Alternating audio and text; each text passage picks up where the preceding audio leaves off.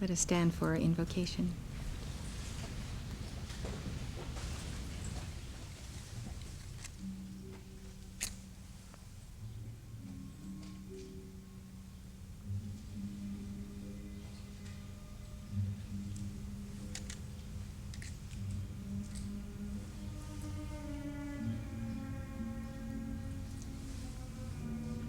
Beloved mighty I am presence, O I am that I am, the one true God, Elohim. Come forth now in the victory of the God flame, expand within our hearts. Let thy sacred fire consume the cause and core of all opposition to church universal and triumphant, to individual reunion with God. Let each one who is a part of this community and all light bearers of a cosmos be reinforced now by this our call for the tube of light, for the violet flame within, for the cylinder of blue flame, for the mighty action of the sacred fire. O God, let thy light intensify to cast out now fear and doubt, human questioning and records of death that remain as the dregs of the age of Pisces and the conclusion of this 25,800-year cycle. Mighty I am presence, I call forth the sacred fire, even the Maxine light that is the flame of the Ark of the Covenant, to blaze forth and consume all that the great law will allow of that descending karma of this cycle of April 23rd. Mighty I am presence, speak to us in this hour, reconnect our souls to the Holy Christ self. Lord Gautama Buddha, Maitreya, Jesus Christ. Lord Gautama Buddha, Sanat Kumara, place your electronic presence over us. And now seal that karma that stands between the soul and the Holy Christ self, as the great law will allow. I call for the overcoming of spiritual blindness and out of alignment states by the conditions of the world that the devotees of the sacred fire now feel. I call for the healing of every chila of the light and of beloved El Morya. Let thy will be done, O God. Succor thine own and lead them in paths of righteousness. O thou mighty shepherd, come forth. And let the sword Excalibur cleave asunder the real from the unreal in each one. Give all the vision and the strength and the love and the heart to choose the real from the unreal, O God. Even if reality be more difficult in this hour than unreality, O God, I pray for the intercession of the cosmic Christ, and I seal this call in the heart of Lord Krishna, Maitreya Jesus Gautama, Sanat Kumara. Through the open door of Padma Sambhava, through the heart of Lanello and Morya, we consecrate this session at the Royal Teton Retreat to the heart of Lord Lanto and Confucius. Therefore we call to you in this hour, Lord Lanto, Jophiel and Christine, Apollo and Lumina, Buddhas and Bodhisattvas. Let the crown chakra be intensified. Let the yellow fire intensify and therefore pierce all animal magnetism and aggressive mental suggestion, all Martian energies, all negative astrology. As the light descends, so may it dispel and bring out the density and the ignorance, and may we confront it with wisdom, with perception, and with the realization that as the light comes into our temple, O God, surely the darkness must flee, and while it flees, it must be bound. In the name of the Father, the Son, the Holy Spirit, and the Divine Mother, Amen. Good afternoon, everyone. Won't you be seated? I would like to explain to you the principle of light bringing out the darkness. Just as when you fast You are expelling from the body that substance that has remained sealed. So when we call forth the light, that light, as golden illumination's flame descending, intensifying in the brain, is going to begin to flush out the densities, even physical impurities that have lodged there. And if you do not understand the process that is taking place, the alchemy of transformation of the individual, you may latch on to the densities and latch on to what is called ignorant animal magnetism, that which clogs the mental body and the brain. This is why we have Summit University. It is even why we have a 12-day conference, so that we can do some inner temple work. We can go to the heart of Maitreya's mystery school, and we can know that there is a process, that enlightenment does not come by the touching of the crown, by a guru or an Elohim or an archangel. The touching of the crown is the beginning of the process of initiation, and those who have been called, such as the prophets, the Christs, and the Buddhas of all ages, as they have entered the path, they have had to deal with the antithesis to every ray of light, every increase of light that they desire to carry. We have been taught any number of times that when we call for more light, we can only receive that which we are able to carry in harmony. Light will always stir up that which is in our worlds until we become all light and are in perfect harmony with the light descending. So when people do not understand this and they don't have a true perception of the realities of what the path of the Great White Brotherhood is, when they are just in the very midst of the initiation, having left one shore and going to the other, they find themselves crossing that river of life, crossing that sea, and they think something must be wrong. The teacher must be wrong, the teaching must be wrong, or they have failed, or the light has failed. They do not understand that there is a course to be followed, and that to undo what has been done for many, many thousands of years, we may pass through this bitter sea of karma, some hardship, some challenges, and some tests. But when we expect them, and we know that this is a preordained course that must be gone through, just like passing through an illness when there is a crisis in the body and we come through, then we do not see it as hardship or sorrow, but we see it and know it as a path ordained. And even though the karma that returns to us was not God's will in the first place, it was our free will expressed. When it comes back, it is God's will that it return to us, because it is God's will that we return to Him, and we cannot return to Him without experiencing these conditions. So if we will remember that when we are having our tests, we will pass them so much better and in joy and in the glory of the Lord, no matter what the burden or the yoke is that the world or the powers that be would put on us. We see it as a passageway, and that to gain the right of passage, we must deal with it in the mode of challenging. Yesterday we talked about the vow, and we will continue to talk about the vow.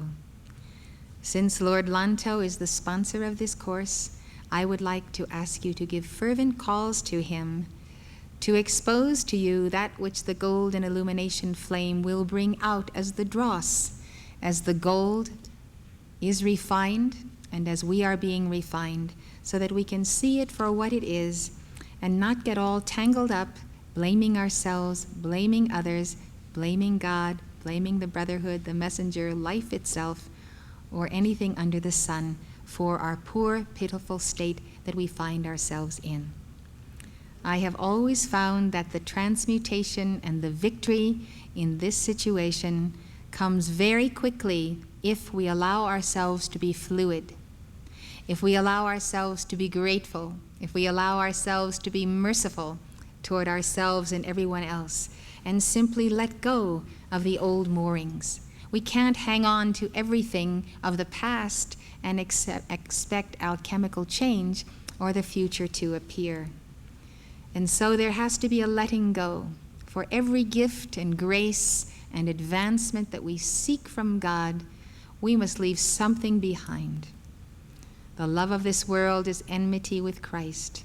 The love of Christ is enmity with the world. That is the basic message of Jesus and Paul and the apostles. And we must know that only so much can fit into this little sack that we call our body and the home where we live in this octave in these four lower bodies. We cannot contain the old waters and the new waters in the same wineskin. So I think that you should know that I am speaking these things because I'm continually speaking to chelas and counseling them. And I know that this is at the root of the problem. We want God to fulfill our desires, very necessary needs that people have in life.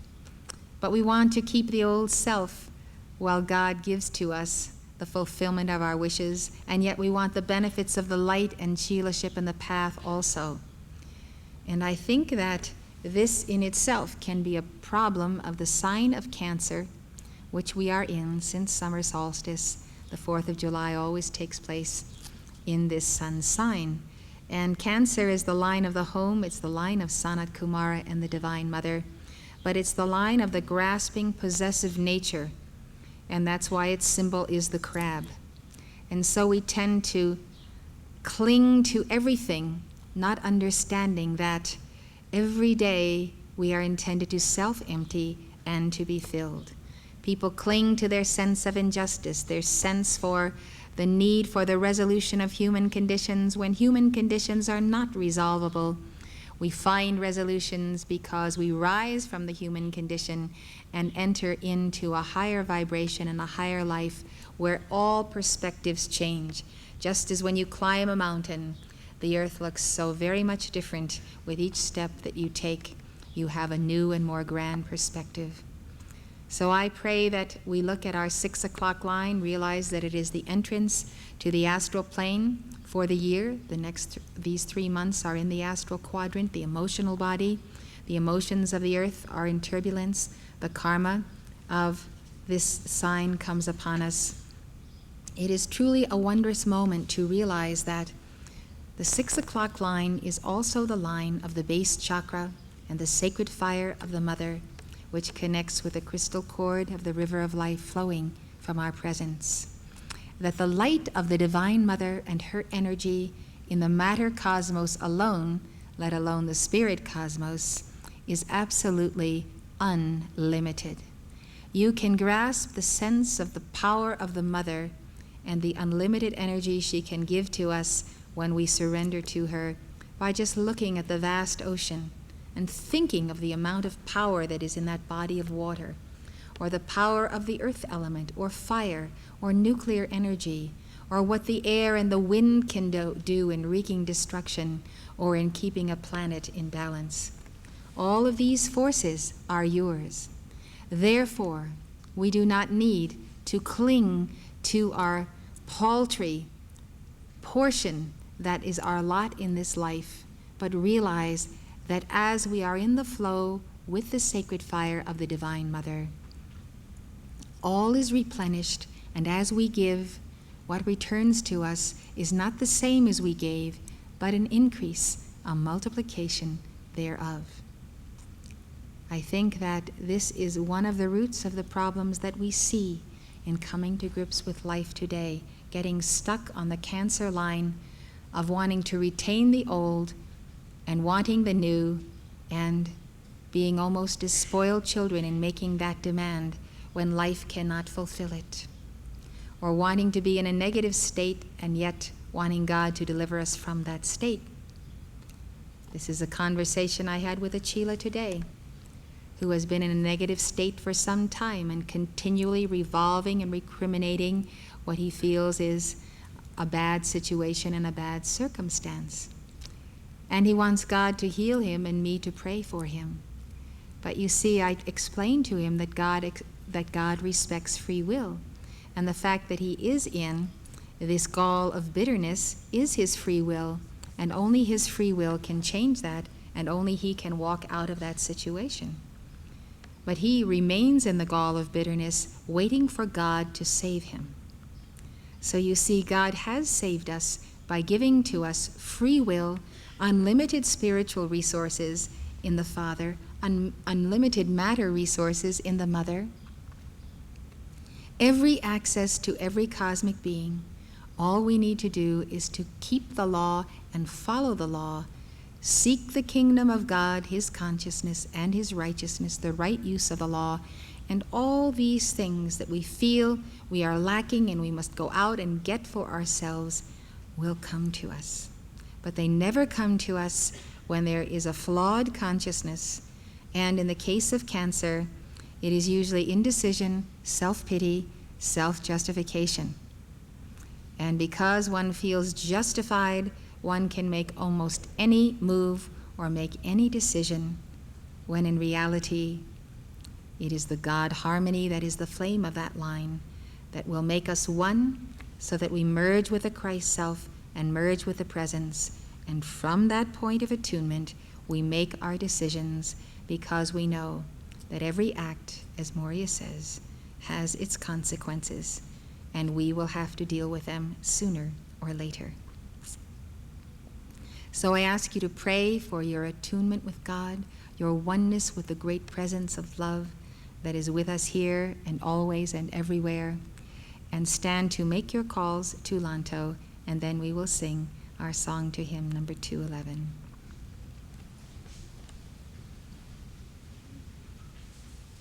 Together.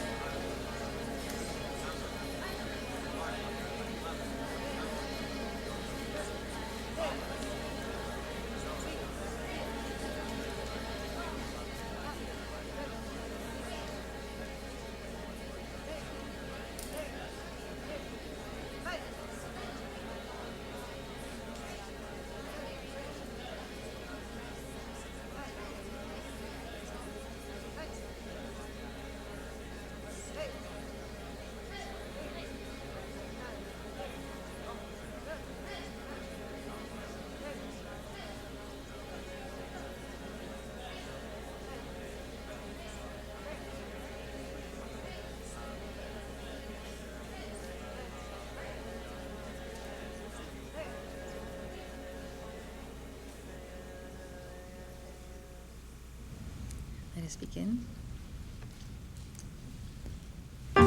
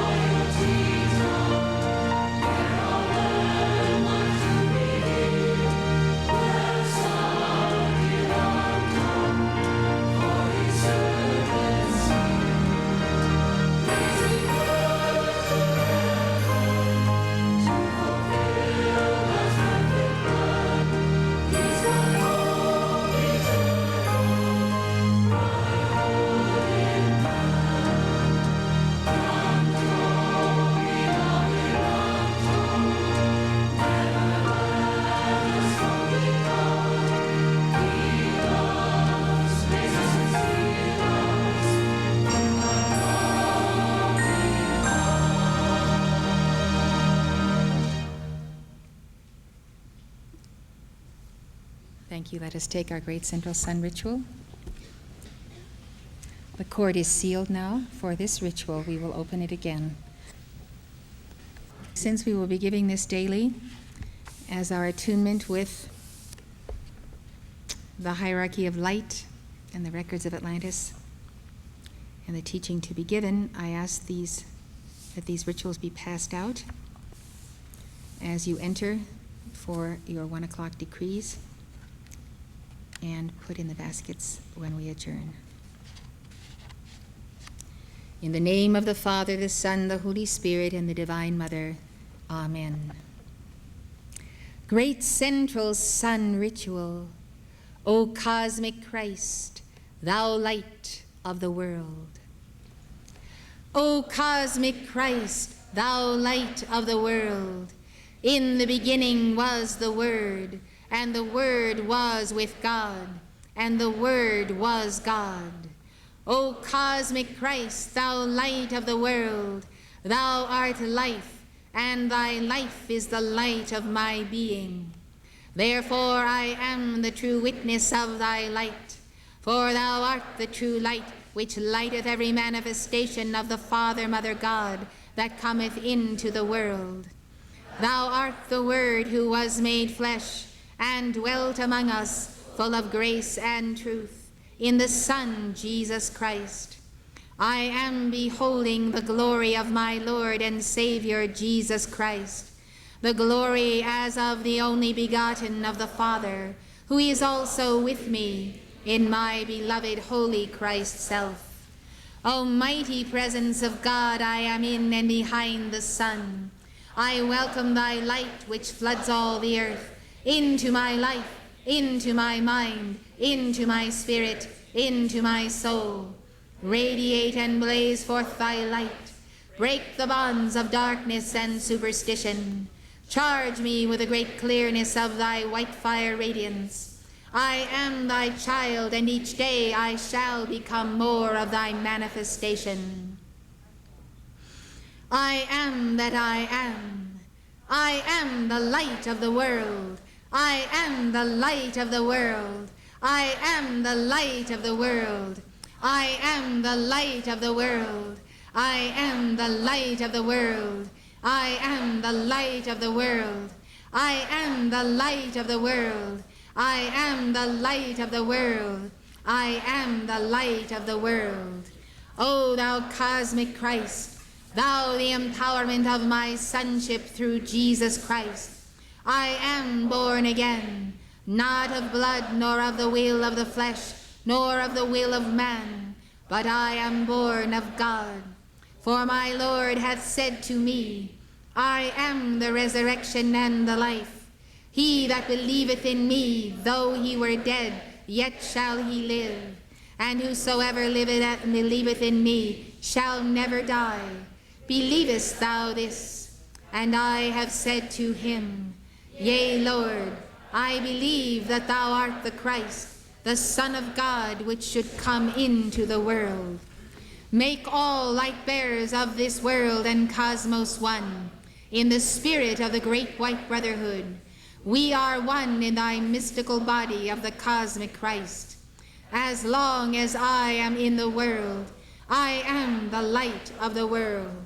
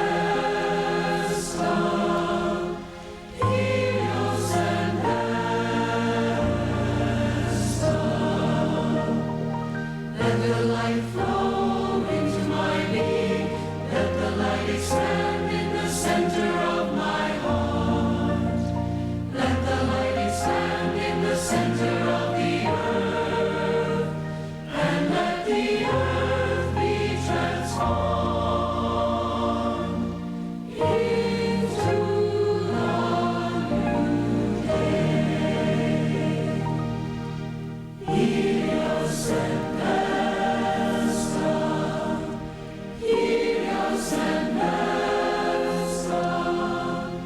Helios and Vesta. Let the light flow into my being, let the light expand in the center of my heart. Let the light expand in the center of the earth, and let the earth be transformed into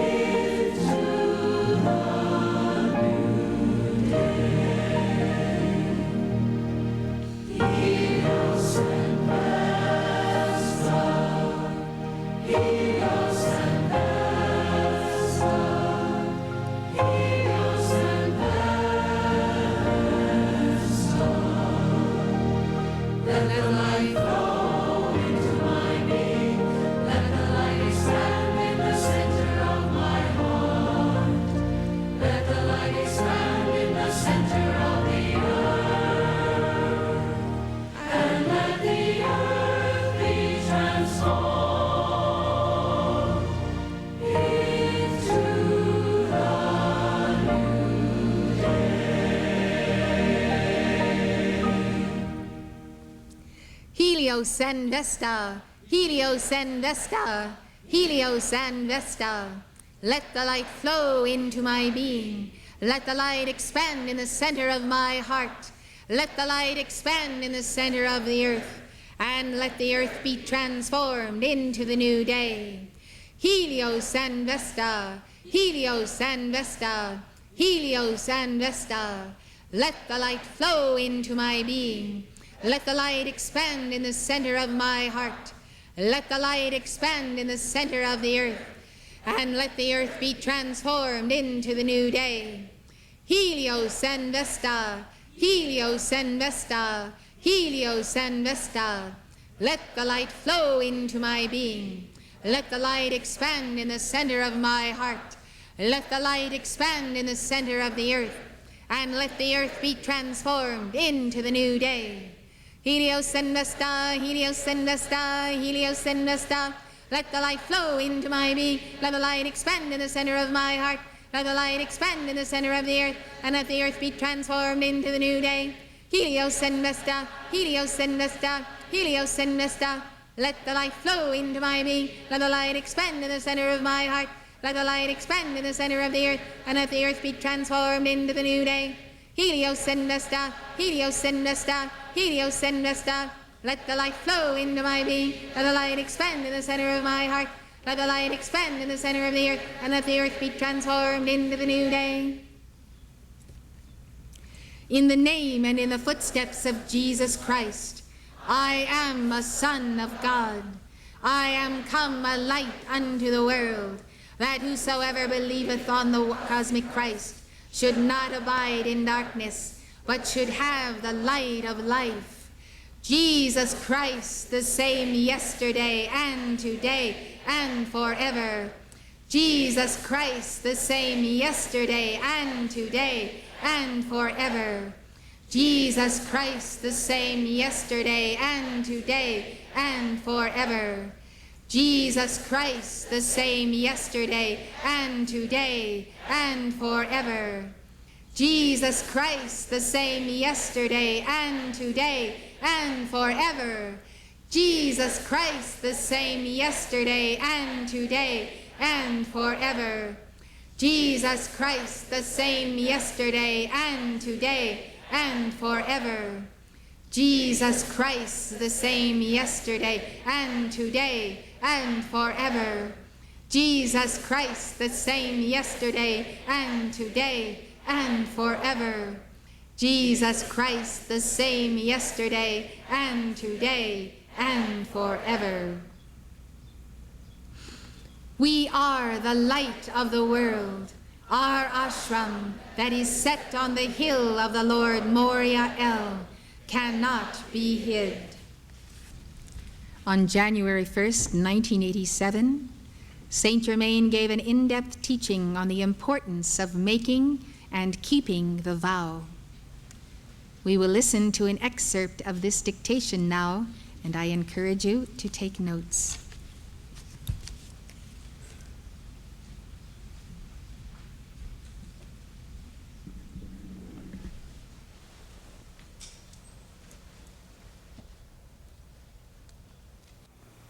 I would speak to you then of the principle of the vow and why holy vows have been taken through the ages.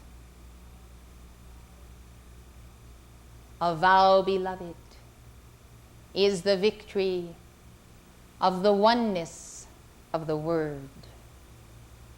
A vow is more than a promise. It is more than a human word or a human contract. A vow is the pledging of one's life and being and soul to a mission or to a cause. Understand then that many of you have taken steps of commitment. In many cases, though not understood by yourselves, these commitments have been partial, where consciously or unconsciously the individual has said, I will keep a little part to myself. Or the individual has said, I will commit an hour a week or 3 hours a week to this or that community cause. And many have kept exactly the commitments they have made. Others have rushed forward in the emotion of the moment and the fervor of others' deeper spirituality to commit all and even to vow. Yet they have fallen by the wayside with the blowing of the strong cold wind or the enticements of the warmer winds of the south. Thus, beloved, I allow you to understand my heart and my life. According to the dispensation then given to me, I am able to do the following, and it is to vow my life, my causal body, and my service to planet Earth, so long as there are those in embodiment who are capable of making the identical vow. I will not tell you in numbers how many, for in some cases, one heart, so infilled by the Buddha Gautama, one heart, such a vessel of Maitreya may count for many, but I will say that it is a tally of a geometry, of a weight of sacred fire, an omega balance in the earth that will allow my presence to fully and finally intercede in all these things projected upon the screen of mankind's returning karma. Thus, beloved, we come to understand what is the principle of a holy vow. It is a commitment to serve in a holy order as a brother or a sister, to espouse certain virtues such as poverty, chastity, obedience. A vow is an entering into God, and it is God entering into oneself. A vow is a promise that one does not break, for one understands one has made this vow directly to his heart, and in so doing has evoked from the heart of God a commensurate measure of support, even privilege, even rank, in the spiritual hierarchy of the planet. In order to make a vow, one must have had the maturity of thinking through a lifetime, whether or not one is willing to give an entire lifetime to such a cause. Today, the breaking of vows by priests or the religious has become commonplace. They have felt justified, for they have found the established church wanting. In the case where vows are made to human institutions or human beings, one can easily have a change of heart. But if the vow be made to the universal God, one can change institutions without breaking that vow. One can take a vow to sponsor the education of the heart on a planetary scale, and one can espouse that vow through every available avenue. Thus you understand, it is not good to make vows to the untrusty human consciousness, but rather to look into the face of God or one of his ascended representatives, and to know that one has the will, the disposition, and the character to enter in to such a vow. In the Old Testament, the vow was called a covenant. It was always made by God unto his people. The essence of the covenants, broken again and again by man and not God, were his promises to love, to protect, to illumine, and to care for his own, so long as they would love him by obedience, by refusing to go after other idols, including the idols of self and the fallen angels and the gods of Baal and materialism and death itself. One would think that a commitment to God in order to receive the promises should not so often have been broken. But all covenants have been broken, beloved. Thus the plight of the world and the seed of Israel and Judah today. Realize then that Christ came to give a new covenant, and that covenant was a transfer by his body and his blood of the renewal of the divine spark, a regeneration. And that new covenant, beloved, does come into full manifestation by the descent of the Holy Christ self and the fullness of Christhood in you.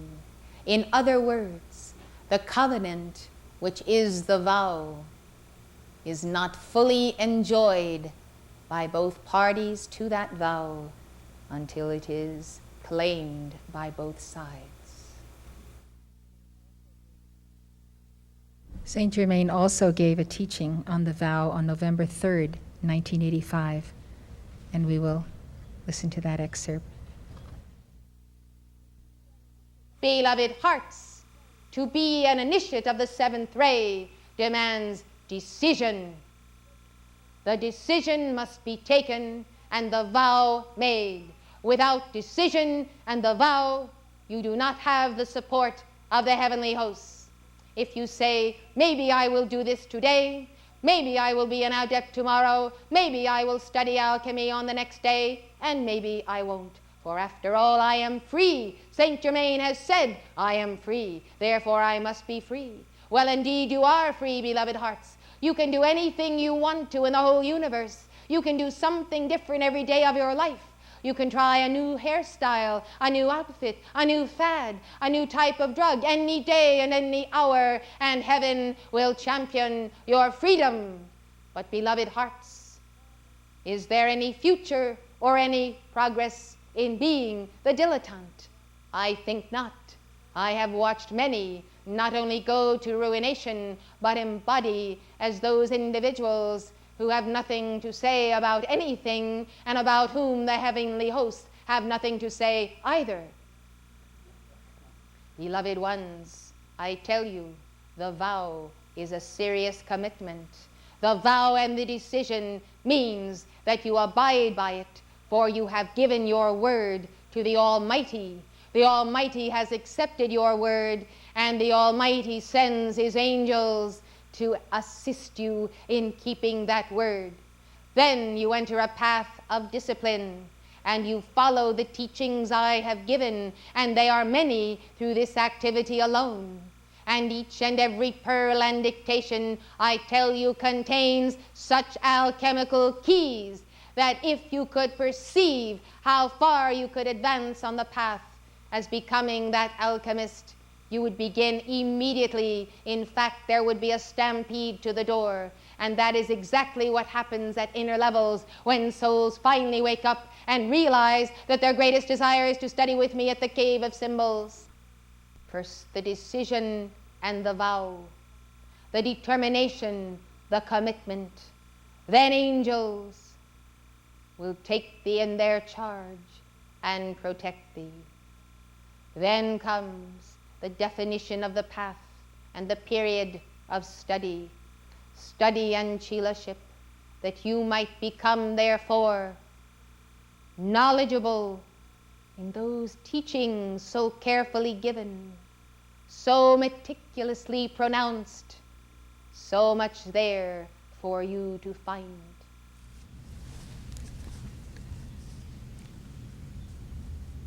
As I wrote in the introduction to Book 2 of the 1984 Pearls of Wisdom, this teaching which El Morya gave to me, so I would bring it to your attention at this moment. Up until some 12,000 years ago, Jesus had had previous incarnations on the continents of Lemuria and Atlantis. In one embodiment, he ruled Atlantis during an age of great enlightenment, when more than 50% of the population were fully clothed in their Christhood. Since Phylos is taking us to a period on Atlantis prior to its sinking, prior to the Noachian flood or deluge, I was interested to know how long before that period Jesus had been the ruler or emperor. And so El Morya stated for this course that Jesus was the hierarch 10,000 years before the events that are described in this book took place. You can see that at the time of these events, there is an admixture of planes of consciousness on Atlantis. Technology is high, but there are compromisers, there are materialists, there are those that are simply the type of people almost that you'd expect to find in the world today, except they are served by a superior science. So this gives us some measure and some sense of how long it took that level of a Golden Age civilization at its height. It surely must have been at its height when so many of the people, more than half, were fully clothed in their Holy Christ selves. This is an amazing period to contemplate and to meditate upon and to search for clues as to our own association with it. And then to ask ourselves the question, how many of those were able to reach that which was required in that hour, which was 100% balancing of their karma? And for the Christhood to come into the temple, one does not have to have reached that level.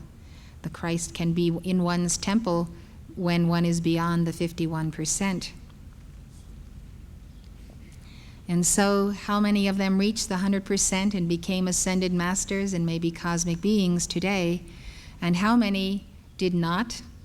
How many of them may have lost that Christhood or determined to stay in the earth as teachers to return again and again until this age, the end of that 25,800 year cycle.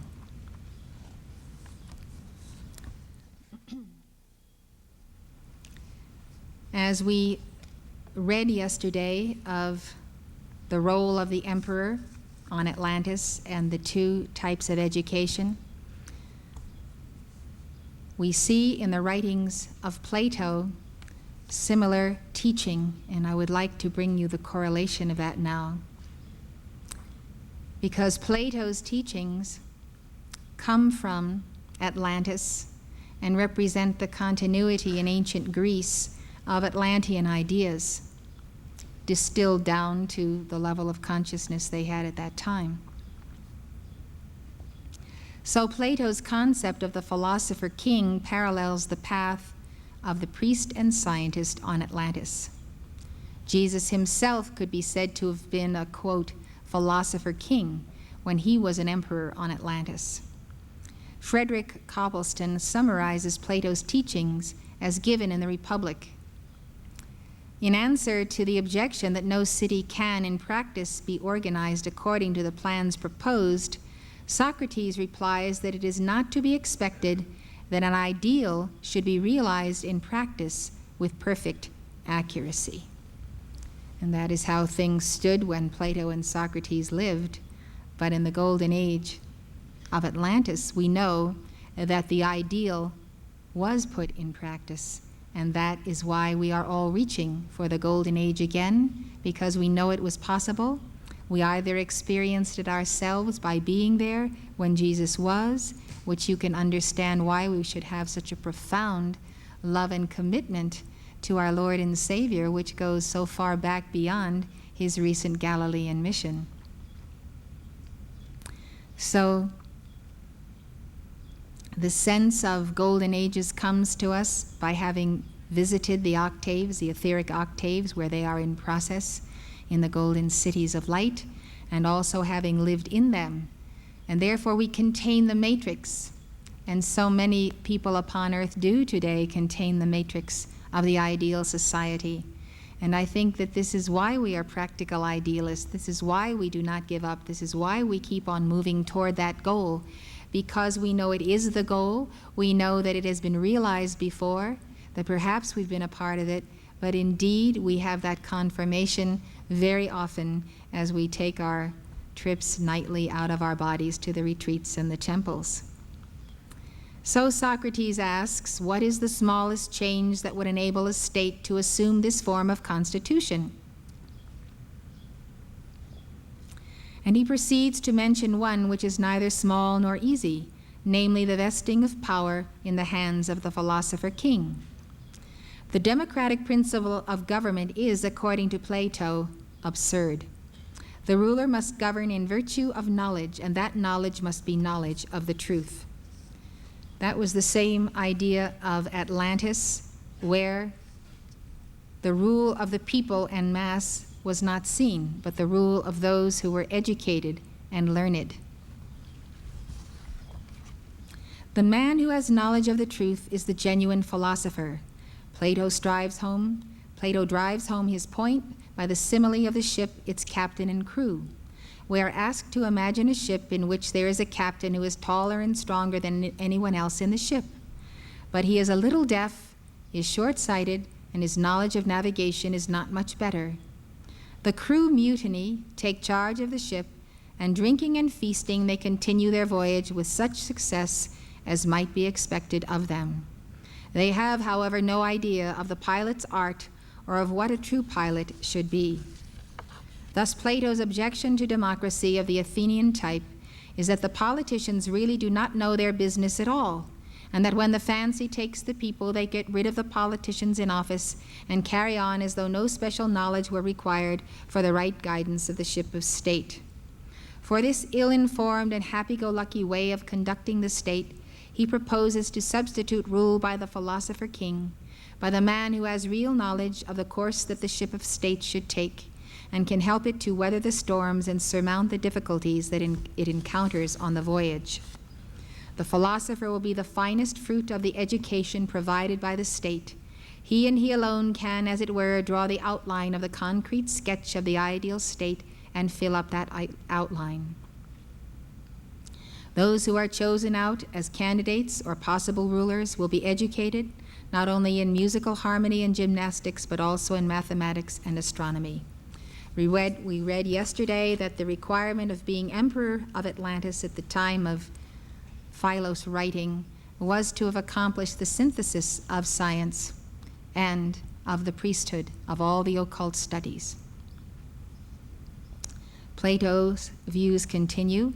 They will not, however, be trained in mathematics merely with a view to enabling them to perform the calculations that everyone ought to learn to perform, but rather with a view to enabling them to apprehend intelligible objects, not in the spirit of merchants or traders with a view to buying or selling, nor only for the sake of the military use involved, but primarily that they may pass from becoming to truth and being, that they may be drawn towards truth and acquire the spirit of philosophy. The state of becoming to that point of the realization of truth, we always equate the word truth with Christ and the word being with the I am presence. The Greeks saw geometry, they saw mathematics as the means of transition to a higher plane, a higher world, from physics to metaphysics. And so this is what their philosopher-king should be doing with his mathematics. Atlanteans attempted to secure that their leader would make decisions based upon a spiritual initiation and attainment. And indeed, the Rai Wallen, who was the emperor at the time of our story, was a man who was an inner adept, and as we will read, he was counted among those who are called sons of the solitude. And it is the ancient brotherhood. This term reminds me of what Mark spoke of, the true initiates of the Great White Brotherhood, who are called and call themselves the lonely ones. So to me, it is the very same title. And I think that those who are on the path recognize that one can feel alone midst a crowd when there is no one present who has perception beyond the level of the human soul, has not passed into the perception of the Christ. And these levels of development are also outlined by Phylos in the book. He speaks of humanity and mankind at large having nothing more than the animal soul, most of them. And then the very few beyond that, by comparison, they may be in the millions, but they are still the few, who have an awareness and who live by the human soul. And then beyond that, in higher planes. And so if you attempt to think about what is an animal soul, you can think of people who are not spiritually inclined, usually no part of any religion, have no interest in it, are very much taken up with everything outer. They're very physical and physically conscious. They're conscious physically, they experience physically, and what they don't experience physically has little meaning to them. And when you begin to speak to them of the very simplest of truths, even those written in Scripture, and give them an interpretation of these, they begin to get a dull look in their eyes, whereby you know that they are absolutely incapable of even understanding what you could possibly be talking about. I never looked at it this way until I read Phylos recently, and then I realized that there is a soul that is a self-awareness of merely being a human being. And then there is the soul that is descended from God, that is within the body and sealed in the seat of the soul chakra, that, dim though it may be, retains an ancient memory and a spiritual thread and a certain sense of life beyond, and that they are a part of a larger scheme. And it is indeed strange to find people who have none of this, absolutely none of it at all. And I've seen this in very educated, successful people, people in government, politicians, people of all professions, if they like the church and happen to work for us in some capacity, and you begin to give them just a simple concept of your teaching because they ask you, the most intelligent people get this look. And it's very sad to me, very sad. I mean, my heart gets so sad when I have this experience, and because they're good people. They work for the good of society, they champion good causes, they're sacrificial in their time that they give for those causes, and they have a whole lot going for them. And I just wonder, well, where have you been? How could you have developed so far and yet not passed beyond this level of awareness or non-awareness, as the case may be? And so, sons of the solitude are those who have reached levels of attainment, of true adeptship, and the people of Atlantis elected their emperors. They knew, of course, that candidates were only those who came from the highest university and the highest training, but they were well capable of discerning who were the adepts, who were the real spiritual greats of their time, at least at the time and period of this story. That began to dim until it was totally lost by the time the flood came. So we can see that it is possible to have an emperor who has spiritual attainment, and without that spiritual attainment in our leadership, we are simply at the mercy of the inclinations of whoever may be in power. And I feel that Plato's description of those who rule are what this country has come to. And I would like to point out to you that Saint Germain's high hope in the success of our Constitution and our democracy in a republic where we have representative government and the people are intended to elect those leaders who have the ability to govern. It's very much like Atlantis and Atlantis Revisited, which is why Phylos does say that the American Republic is Atlantis come again. Saint Germain placed a tremendous stock and trust in education. And at the time that this nation was founded, there was an excellent educational system. And people had good educations, and they were not subject to the educational mill, the manipulation of our children that has gone on in this century and was creeping and crawling and more so in the last century.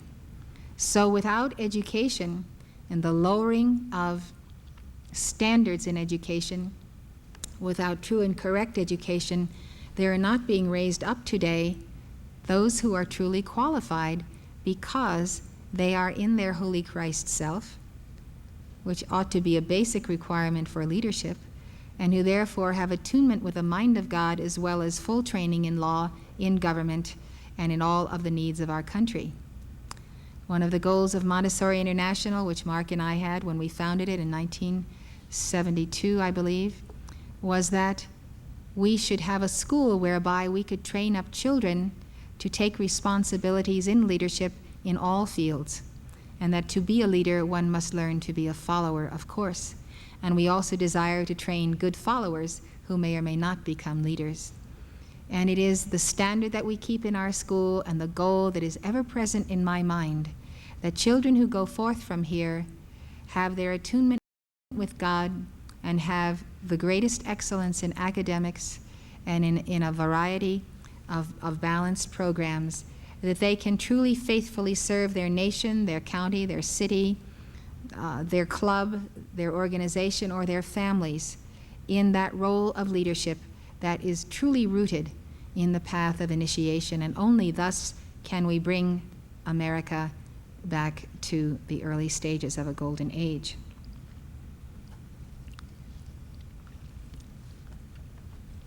So what Plato is saying now is that all of this will merely be a prelude to dialectic, which is discussion and reasoning by dialogue as a method of intellectual investigation, whereby a man starts on the discovery of absolute being by the light of reason only and without any assistance of the senses, until he attains at last to the absolute good by intellectual vision and therein reaches the limit of the intellectual world. He will thus have ascended all the steps of the line. Now, when one reaches the limits of the intellectual world, one has reached the ceiling of the capacity of the human. And at that point, the giant leap must take place. The piercing of the ceiling, the going beyond to the universal mind of God who is in our Christ self. And to receive that focus and that attunement, we must have in our hearts the developed heart chakra of love, the merciful heart, and have transmuted hardness of heart, which warps our decision-making faculties if we would represent the people. So the only true qualified emperor, philosopher, king is one who must have the merciful heart and deal with compassion toward people whom he understands are yet imperfect, yet in the stages of their karma. Plato does not go any further than this. Whether he thought it or knew it is another matter, but Plato has reincarnated to the present and happens to be a dedicated keeper of the flame today. The chosen rulers of the state, therefore, or rather those who are chosen as candidates for the position of guardians, those who are sound in limb and mind and endowed with virtue, will be gradually put through this course of education. Those who have proved themselves satisfactory by the time they have reached the age of 30, being specially selected for training in dialectic. After 5 years spent in this study, they will be sent down into the den and compelled to hold any military or other office which the young are qualified to hold, in order that they may get the necessary experience of life and show whether, when confronted with various temptations, they will stand firm or flinch. Here we come back to the necessity of the vow to those who, in Plato's context, would be rulers. They must have all of this training and then be able to deal with the very bottom echelons of society, be able to work at that level, be in the military, and see whether they can deal with being a follower as opposed to being a leader, a servant rather than a lord. And that is where the temptations come along, and that is a part of the April 23rd syndrome, because April 23rd karma makes us ideally suited to become the servants of our Christ self rather than to be the Christ, because we are debtors to the Christ. We are debtors to the I Am Presence. Being indebted, therefore, we are like indentured servants. We have to pay off the price that the Christ and the I Am Presence paid for us to be an embodiment, to deal with that karma. And so sometimes we have to come down a few notches. We have to bite the bullet. We have to be in positions for which we have far greater professional qualifications and experience. And we are there for chelaship, for karma's sake, and to prove that when we are elevated to a position of responsibility, we will not lord it over those under us, but we will remember how it feels to be at the bottom of the totem pole, and we will have done so ourselves, and therefore prove that we know the meaning of the statement, the servant is not greater than his Lord. So even if you were to become emperor of Atlantis, you would still be the servant of your Lord, your holy Christ self, and the Lord of heaven. So Plato saw this as very important, that one who is to receive great responsibility should be tried, should be given the options of temptation and the option to break the vow, to break that decision that is made.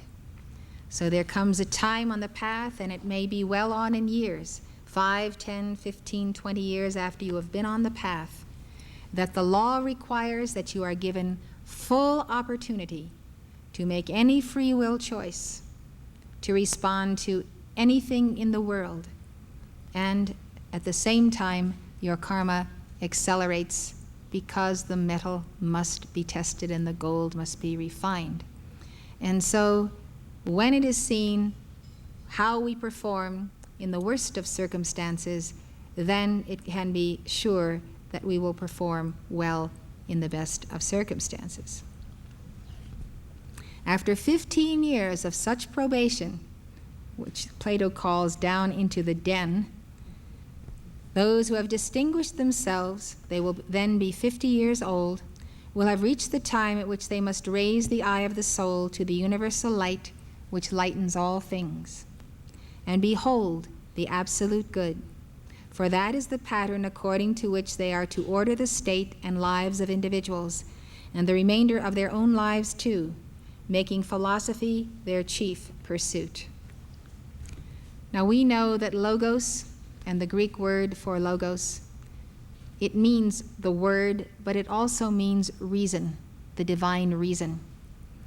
And so we get a glint of the sense of Plato's piercing through the intellectual levels to this realm, raising the eye of the soul to the universal light which lightens all things. Now that's a quote.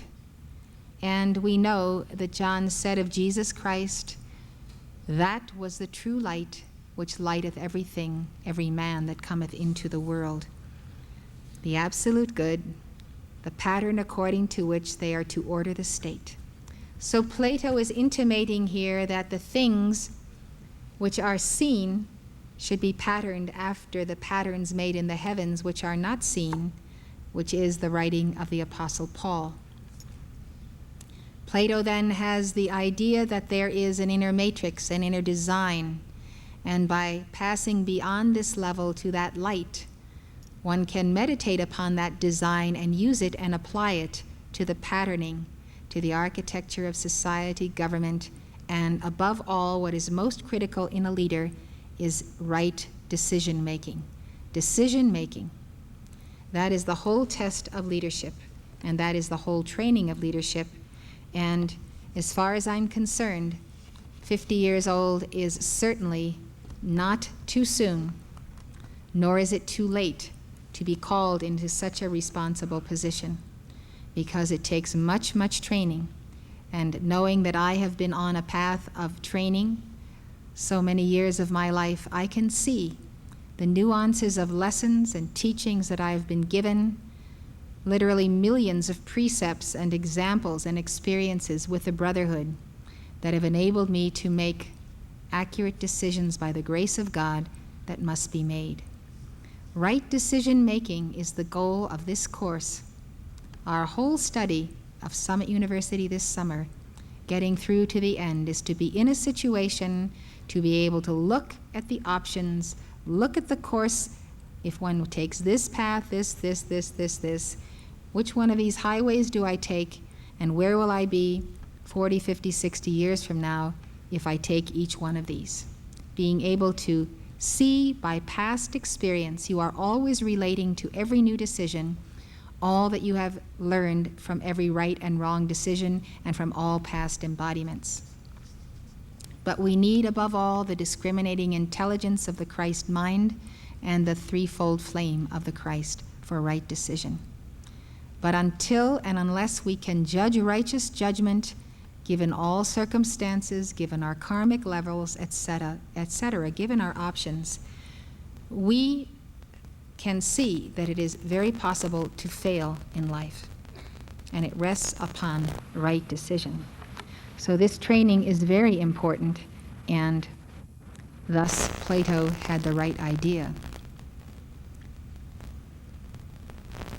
But when their turn comes, toiling also at politics and ruling for the public good, not as if they were doing some great thing, but of necessity, and when they have brought up others like themselves and left them in their place to be governors of the state, then they will depart to the islands of the blessed and dwell there.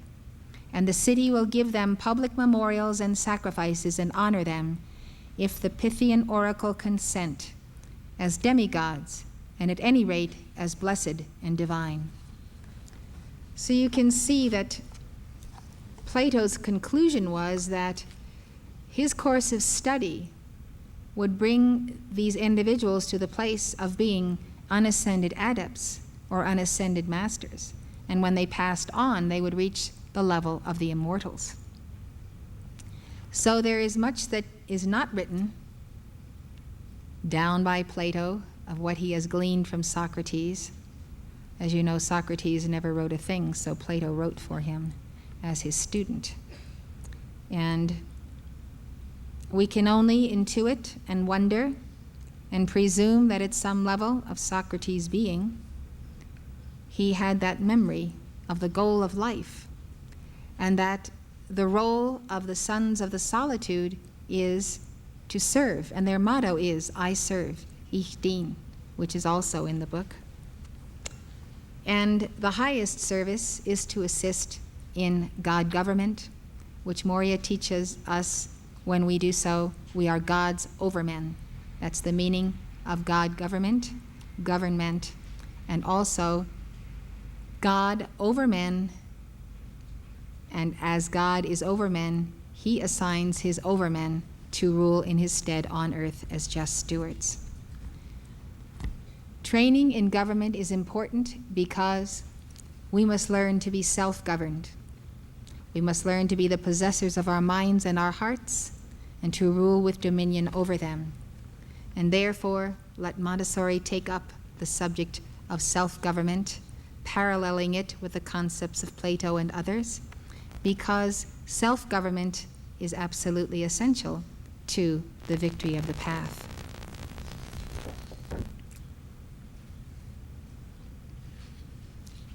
Now I would like to go back to the beginning of our story, at the moment just before Zalem reaches the mountain peak. Here he intends to give his profound obeisance to Inkle, the god of the Atlanteans. And so he reflects to himself, are not all Poseidon worshippers of the great god, the one true deity, who is typified by the blazing sun? There can be nothing more sacred and holy. I would like to give you this excerpt now from a dictation by Morya, which he dictated through me on April 16th, 1976, in which he tells us of his meditations upon the sun as his point of contact with the sun behind the sun. How many eons ago did I become a Chela of the will of God, before I even knew the meaning of the word Chela, or of the concept of the Guru? But God to me was the golden light of the dawn. And I sensed in the first rays of the dawn the will of a cosmic purpose, the will of a life and of a creator beyond myself. And for a number of incarnations, the focal point of my observation of the deity was the morning light of the sun. And by, through that contact, unbeknownst to me, with Helios and Vesta, there was established an arc of flow over the arc of my own attention. And I began to feel the response of my own God flame within to the God of very gods in that sun behind the sun. The observation of this attunement with life continued for several more embodiments, until I was not able to even begin the day of my life without this contact and this flow of energy, a literal infusion of my consciousness with ideas, with the understanding of the work that I should do. Almost as it were at subconscious levels, I would move into and out of the sun as my point of contact. Our joy at the first rays of the dawn, we must understand. Our soul leaps at the great symbol in the heavens of the sun behind the sun, and of the Father, Mother, Helios, and Vesta, who maintain the light and the energy of our solar system. The sun is a symbol to our souls of our mighty I Am presence, which God, Almighty God Himself, has given to us as a reminder of just how tremendous is the power of your individualized, God-free being, the I Am that I am. When you think that your own mighty I Am presence, being a replica of the Father, Mother, God, has vastly more power than the sun of this system or the physical sun center, which we call the great central sun, how can we ever dwell in limitation or doubt or dalliance or postponement of all those things that are upon us? Moment by moment, what we affirm is manifest where we are from our I Am presence. We need to get rid of all the debris and the dross of density of consciousness that makes us believe that there is any hesitation, any pause, any distance between the fiat and the manifestation, between the call and the answer. Now, in this relative world, there's a heap of karma and human consciousness and human creation between ourselves and our mighty I Am presence, and that is why we seem not to experience the piercing ray of light instantly in answer to our call. So we have to leave that plane of relativity and hold an absolute immaculate concept of what is the absolute. If you want to ask me what is the immaculate concept, it is the perfect geometry or the perfect divine pattern of anything. A leaf, a tree, yourself, an organ in your body, the planet. You hold that geometric conception in your heart of the call being answered instantaneously. You have faith it is so because you know the law of God's geometry. And so you accept it done, and because you accept it done, it is done. And what the call results in is that there is a continual transmutation and pushing aside and alchemy going on and flushing out of those obstacles to the actual manifestation of your call. So it's very important to have the strong will, the strong mind, the strong heart, the strong faith, the strong knowledge, the strong sense of the mathematics of the light of God, the call being made and the answer manifest. And for this purpose, it's very important to take short mantras and enter them with that intensity of fire. For instance, light, manifest, light, manifest, light, manifest.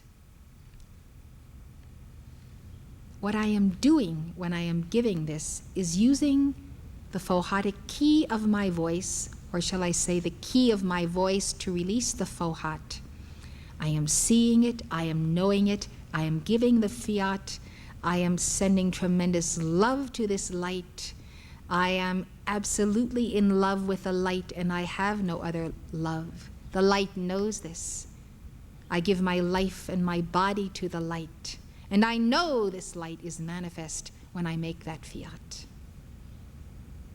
And if there be the delay in the physical body, I know what is happening in the physical body is that the light is manifesting and moving that body toward a greater and greater receptivity and ability to carry the light. So the light is performing the work that is necessary for the fulfillment of the fiat that I'm making. If the light knows it cannot fully manifest in a given cell because that cell has to be emptied so it can be filled, the light will begin the process of emptying the cell, because remember, light is self-luminous, intelligent substance.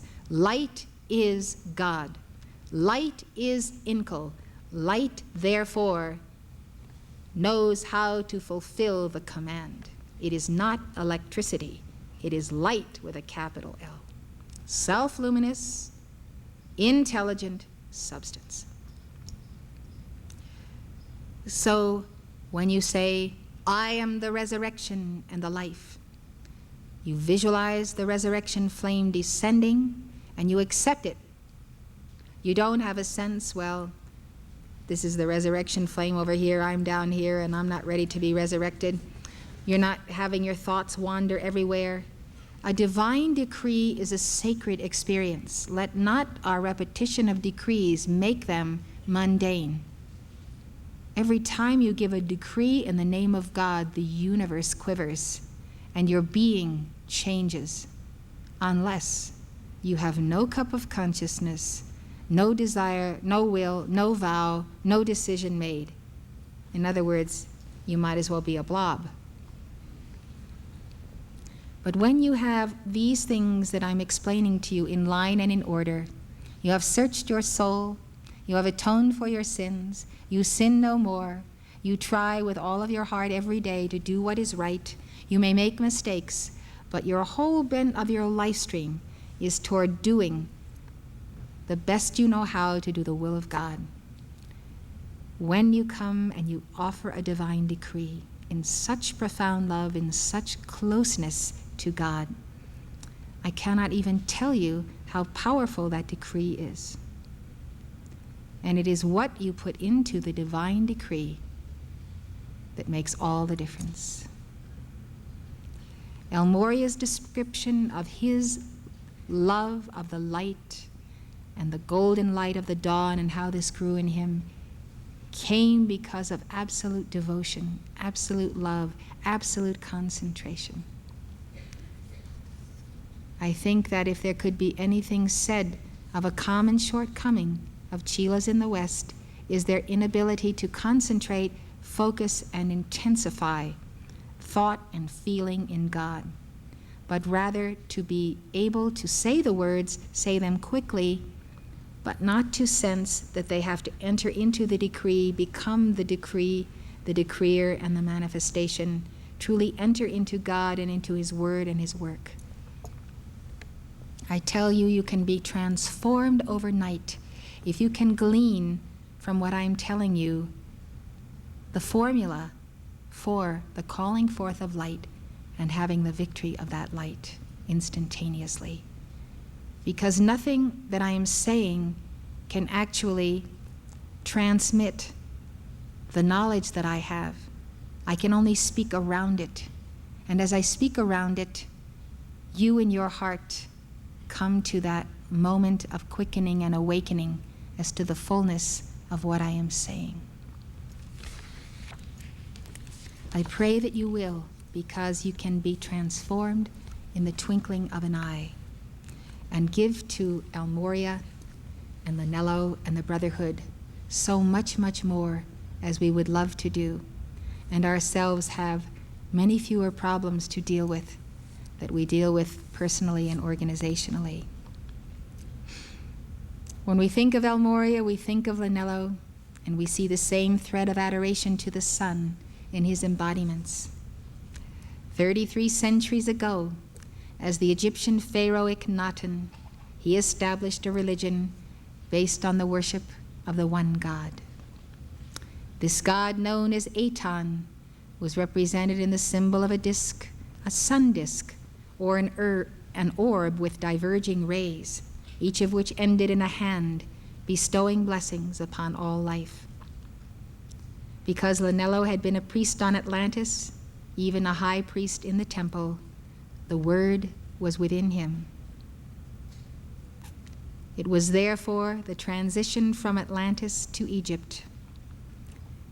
And when he was embodied at Ikhnaton, his life centered around Aton. Monotheism is attributed to Ikhnaton and later to Moses, who studied in the Egyptian schools.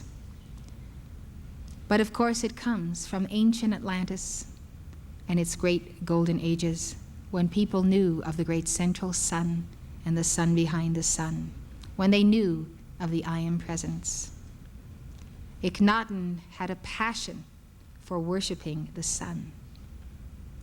Not long after he assumed the throne, he prohibited the temple worship of the official gods of the land and ordered that their figures and names be erased from the monuments. The gods of Egypt at that time were the Nephilim gods, fallen angels, those who had come in their spacecraft to Earth, and those whom they taught the creatures of their genetic engineering to worship. Mechanization man have always worshipped the Nephilim gods. So the black priests were affiliated with the Nephilim, and they had their dark altars and their dark shrines to the Nephilim. You can imagine that all hell broke loose when out comes Ikhnaton to totally cast them out and establish the true religion of the true God. Aton then was the sole God. Ikhnaton believed that everything that lived had its being through the sun's rays, and that he himself was the son of Aton, the son of the sun, sons of the solitude, sons of the one.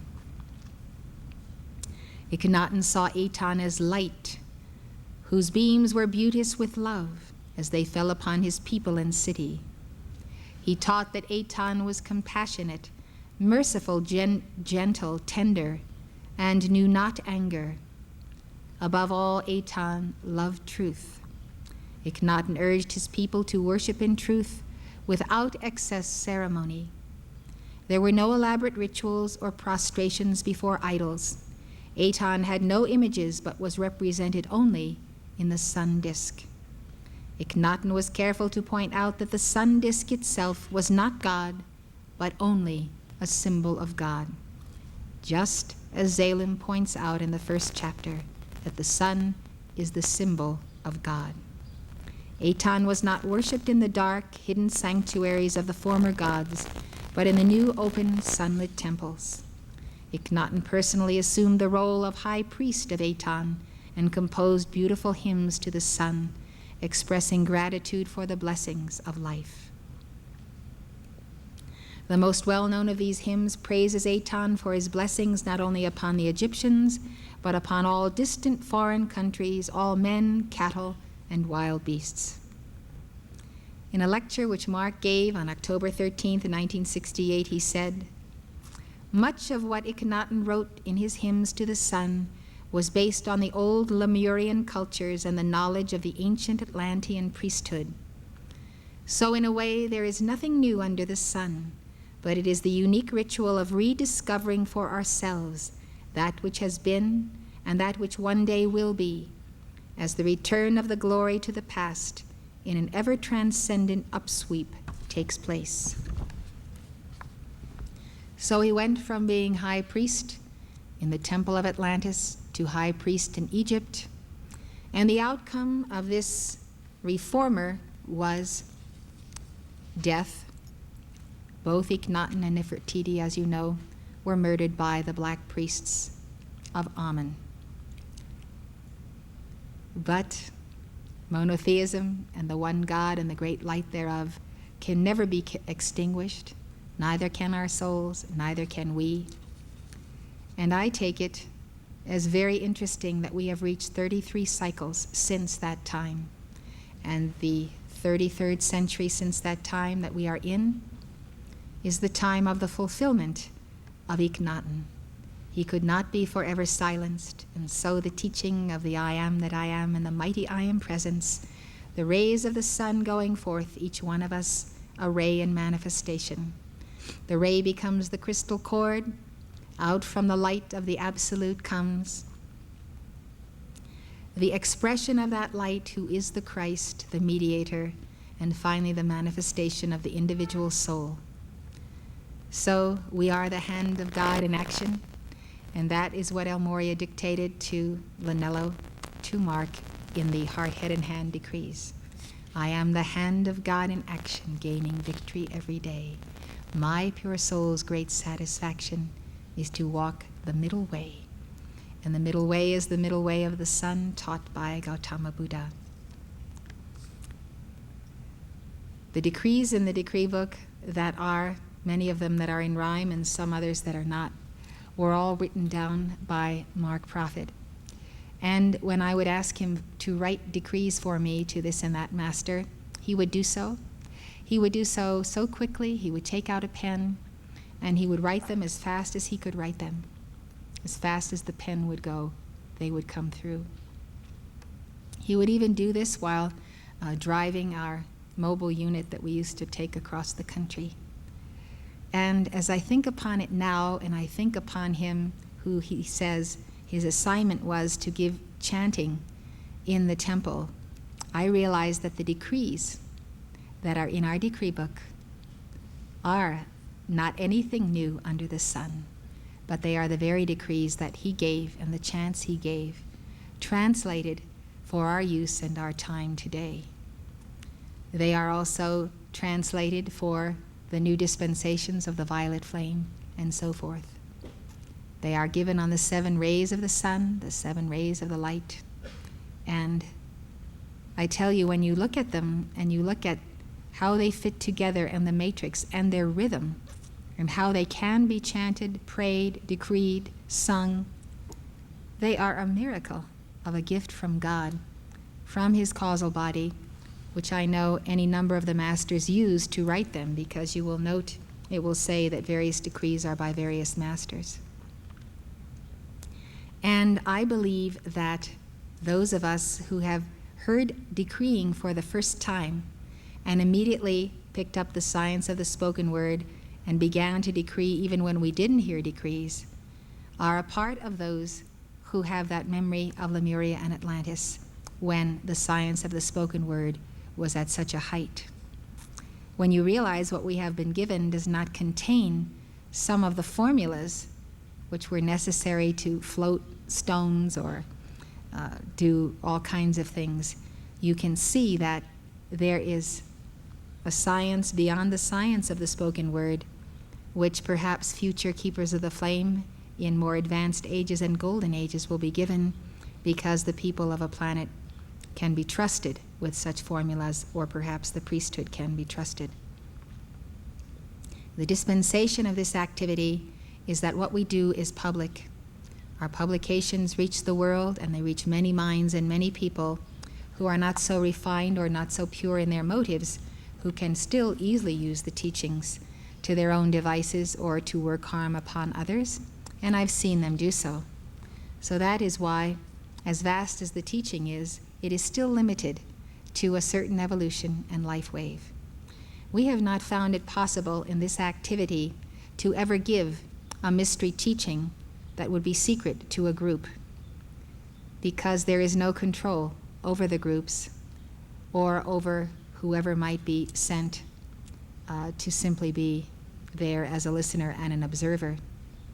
And beyond that, until an individual has reached certain secured levels as an initiate, one never knows when the mysteries entrusted will later be misused, because that individual comes to a place in the future that he takes the left-handed path. So this is why I tell you, and this is why you heard listening angels say last evening, that love is the key to the powers and the cities. Because when you have developed such a tremendous love in your heart, and Christ is in your heart as that love, and you so intensify in your heart, then the universe cannot resist to give you powers, because when you have that true divine love, your heart chakra will be balanced, and you will not misuse the powers. So the attainment of love enables us to deal with the limitations that are otherwise present in the public forum for those who would be initiates on the path. Concerning the call, I would like to read you a few brief quotes. First of all, from The Science of the Spoken Word, which is on page 84. If in the daily exercise of free will and in the course of taking dominion over the earth, you desire the assistance of the Most High, you must command him to descend into your world, into your life, in the same manner as Jesus taught his disciples to pray in the imperative, saying, Thy kingdom come, thy will be done in earth as it is in heaven. By consciously, willingly uniting your forces with God's, making your will one with and subject to the divine, and then commanding the Almighty to enter your world and to exercise his dominion, you return to him the authority that he gave to you. In this manner the soul is infilled and infired with the Spirit of God, and you become the supreme manifestation of God's authority, his will, and his dominion on earth. The ritual of asking that you might receive, of seeking that you might find, of knocking that the door might be opened, is the key to self-mastery through conscious cooperation with God. If you would conquer the synthetic image in self and society, you must replace the relics of its sinful sense of subservience to an angry, vengeful God with the scientific understanding of the cosmic law that states, the call compels the answer. The real God has challenged man to prove his law in his daily life. Prove me now herewith, saith the Lord of hosts, if I will not open you the windows of heaven and pour you out a blessing that there shall not be room enough to receive it. I challenge you to prove God all the days of your life. Don't go to him with a half-baked, uncommitted consciousness, division of your members, divided attention, bad habits, bad food, and all the rest of it, and then say, see, I proved God, and he didn't show. He didn't manifest. He didn't give me what I asked for. This is the work of the workers of iniquity. So let us know that if we are in our right place, we can prove the tremendous power of God daily. From Corona Class Lessons, page 30. We are the freedom for this earth, but the only way we can help you win your freedom is for you to invite us to do so. The stronger and more persistent the invitation, the greater the response we can give. For by cosmic law, the wave of your energy must at least be equaled by our response, and the call compels the answer. Now you learn a lesson here. It is the quality of the call that determines the answer. It is the vibration of the wave of your energy that determines the minimum that God will send back to you. So if it's a meager, half-hearted, little plaintive plea full of self-pity, what do you think you're going to get back from the Almighty? You are the Omega, he is the Alpha. You must be in perfect polarity to him, and he will give you what you desire. Zalem's call was at least fervent enough to result in his receiving what he asked for, the means to support himself and his mother in Kaiful during the 7-year period of his education. That's what he asked for. He didn't ask for anything more. He didn't get anything more at the moment, but good things did come to him. When he makes this find, he says, Zalem says, often had I been over the spot where a chance blow of my staff revealed the golden treasure, yet never found the precious store until I had asked Inkel for it, urged by the pressing burden of my necessities. Necessity is the mother of invention, and when all else fails, we do cry out with such fervor. I think that we have all seen that many times the answer that God had for us was there all the while, but we didn't see it until we asked. There's a further lesson to be gleaned from Zalem's call, and the answer forthcoming from Inkel his God, who revealed to him the gold in the mountain. By discovering the gold, Zalem received the money he needed to pursue his education. But God also set up the circumstances of Zalem's life, whereby his metal, the gold of his character, would be tested, and his soul would eventually learn the lessons it needed to learn, as we will see as the story progresses. So when we ask God for something, and he gives us something, we have to remember the rule. God has a right to test us. He may give the gift, but he may also give a test with it. And Zalem was tested during the remainder of his life. He passed some tests, he failed some tests. What is important to know is that God will test us. We have a right to be tested. He has a right to test us.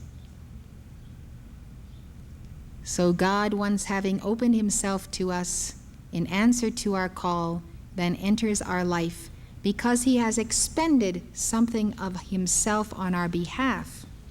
And he wants to see that we will understand that and rise to the occasion of giving in kind. It works both ways. With what measure God answers us, we must meet him, at least equal, and give back to him that equal and more. Don't the parables of Jesus tell us that when God gives an amount to us, he expects it returned with interest, and how he punishes the one who went and buried his portion in the earth in a napkin? The Ascended Masters teach that God always answers prayer, but that the answer may not always be what we expect. The Apostle told us that we ask and receive not because we ask amiss, and we spend God's light on our lusts, on our desires, on the things of the flesh. And so you can see when prayer is not answered, and how some people become angry or discouraged. It is merely because motive is the channel. If the motive be pure, you have provided God a channel to answer your request. God responds by helping us learn the lessons we need most to make progress on the path. He responds to the desires of our hearts, and the desires of our souls, and the desires in the desire body.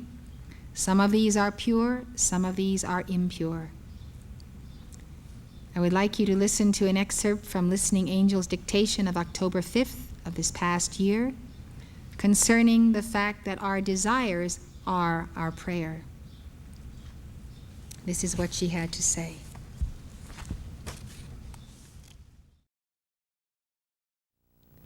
Thus our angels attend every life stream upon earth. We serve, of course, in this capacity, the keeper of the scrolls. For as we listen, we also transmit to the mighty I Am Presence, to the Father, Mother, God. Our transmittals become the source for the scribes, the angels of the keeper of the scrolls, who must keep the record in the book of life. Therefore, it is not only your prayers, your questions, your burdens, and your problems that we listen to and attempt to be the instrument also of some healing, some understanding, as God does send it through us and through the various angels of the seven rays. But we must also listen, beloved, not to the words that you speak, but to the vibrations of desires. For desire is a prayer, beloved. The desire of the heart, may it be pure. The desire of the soul and the mind, may it be for goals sublime. But where the records send forth yet the frequencies of old desires, perhaps forgotten, yet not discarded, these also are written down. And so you will discover that when God answers prayer, he must answer all of the communications, and not merely those that you choose to consciously direct to him.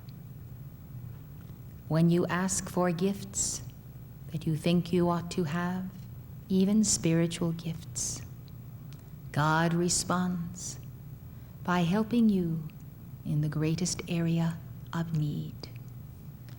needs you may not know that you have, but God knows.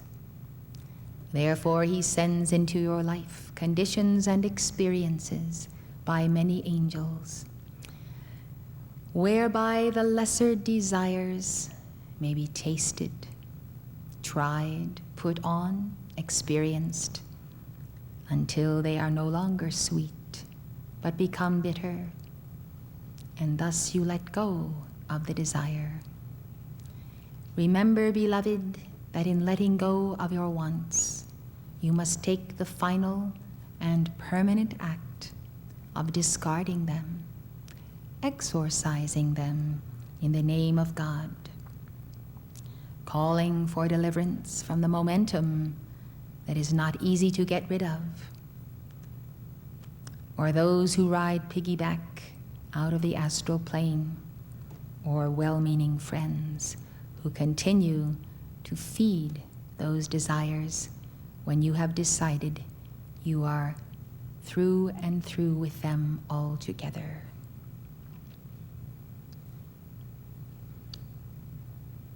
Satisfying a few of these, only that you may see the dead end and the futility, is God's way of liberating you. This may take you into certain byways in life, but it is guaranteed that you will not take the same byways again. Thus God has his methods by karmic law to wean you from lesser states of consciousness and to place before you such magnificent examples, such vision that you are swift to fly to higher spheres and altitudes. Simply put, your desires will attract to you their fulfillment. We have said that many times, and I've touched on it already yesterday. Our desires speak loudly, and a part of ourself demands their fulfillment more than those things that we think we ought to desire that are our spoken desires. This is why we pursue psychology, the study of the books listed in the last Keepers of the Flame lesson, and the attempt at the resolution of the lower self so that we can come to the place where we don't desire the lesser things that tie up our energy.